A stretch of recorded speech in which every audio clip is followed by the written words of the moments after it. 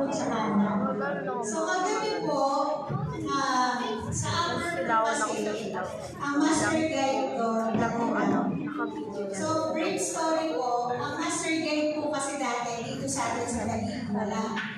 So nung nauna po, so lumalabas po ang inyong lingkod, yung pinaka, pioneer and senior. Hindi naman po senior citizen.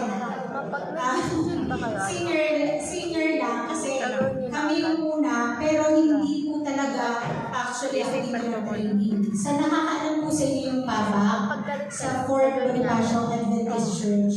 So doon po ako nag-training kasi dati doon ako sa first church, yung mga bata pa kami. So doon po sa Santana Church, sa first church natin. Then bata pa po ako noon, 15. Hindi ko po siya natapos. Then nung huli ko natapos ko. Nung day po ng investment namin, 4 lang kami na natira sa 20. Kaso nilagdat ako. So hindi siya natuloy. Hanggang sa napunta kami dito sa Taguig, dumating si Pastor Andet. Ang kailangan ko na lang is ma-invest. So sinabay ko ako sa Pasay, then doon na kami nag-start. So ang pioneer po na unang master guides na na-invest dito ay naging Ray, si Nachil na po. So sila yung nagpapatuloy ngayon. Kami po ni Jake, yung pinaka nauna na senior talaga na dito sa Taguig. So before po yun, alam nyo, nung sinabi sa akin na dito ako mag-i-speak, naiisip ko yung mga kasama ko dito. So pansin niyo po, hindi po ako naka-uniform to tell you the truth. Ayan, to tell you the truth, kaya hindi po naka-uniform ng puti. Kasi medyo sumisexy yung inyong lingkod.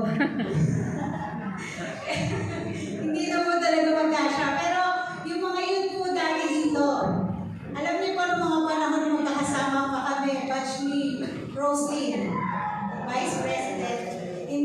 Alam niyo naman po na isa sa pambato nandito sa church nyo. Kasama ko po yan.